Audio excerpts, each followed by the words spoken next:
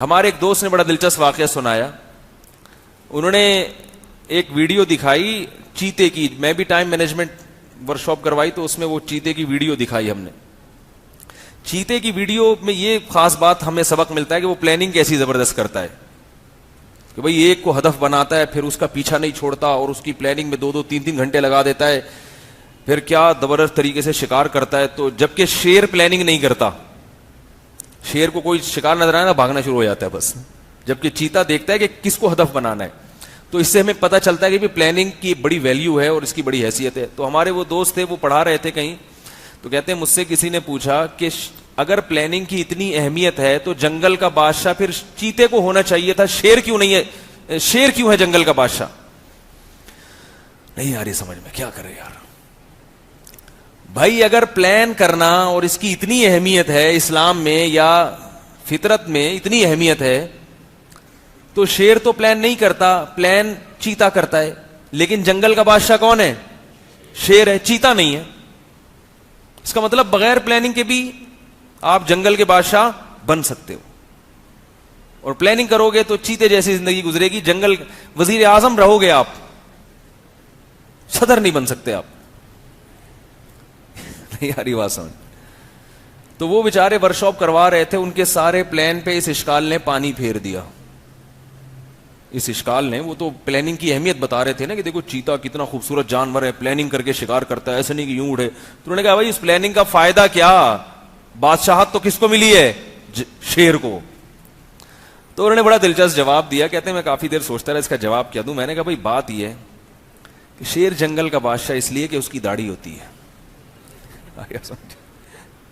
شیر جنگل کا بادشاہ اس لیے ہے کہ اس کی داڑھی ہوتی ہے اور چیتے کی داڑھی نہیں ہوتی. مطلب یہ کہ داڑھی رکھ کر بغیر پلان کے بھی زندگی گزارو گے تو کیا نظر آؤ گے؟ بادشاہ. تو اللہ نے جنگل کی بادشاہت کے لیے اس مخلوق کو سلیکٹ کیا ہے جو دیکھنے میں بھی بادشاہ لگے. چیتا بہت اچھی پلاننگ کرتا ہے, بڑی زبردست زندگی گزارتا ہے, 110 کلومیٹر فی گھنٹہ کی رفتار سے بھاگتا ہے اور 4 سیکنڈ کے اندر 0 سے 90 کلومیٹر پر آور کی سپیڈ پہ آ جاتا ہے. سب کچھ ایک طرف, لیکن دیکھنے میں بادشاہ نہیں لگتا. تو اس سے داڑھی کی اہمیت پتہ چلتی ہے کہ مرد اگر داڑھی رکھے دیکھنے میں مرد لگے گا. نہیں یاری بات سمجھ. تو بغیر خیر میں اب زیادہ نہیں چھیڑتا آپ لوگوں کو, بہت سارے بغیر داڑھی والے بھی بیٹھے ہوئے. صرف یہ عرض کر رہا ہوں کہ میرے بھائی یہ اللہ کا حکم ہے, اس کو اللہ کا حکم سمجھو اور اللہ سے دعا مانگو کہ اللہ ہمیں توفیق دے دے. اور یہ جو غامدی صاحب جیسے لوگ ہیں ان سے متاثر ہونے کی چندہ ضرورت نہیں ہے, سمجھ رہے ہو. یہ پھینکو اس قسم کے ہر دور میں کوئی نہ کوئی پیدا ہوتا ہے, کوئی ادھر سے لیا, کوئی ادھر سے لیا, کوئی ادھر سے لیا, تو وہ اٹھا کے ایک ملغوبہ بنا کے پیش کر دیا. حضرت عیسیٰ علیہ السلام کا انکار کر دیا کہ وہ آسمان پہ زندہ نہیں ہے, ان کا انتقال ہو چکا ہے. تو اس پر پوری امت کا اجماع ہے کہ حضرت عیسیٰ علیہ الصلوۃ والسلام زندہ آسمانوں پہ اٹھائے گئے ہیں.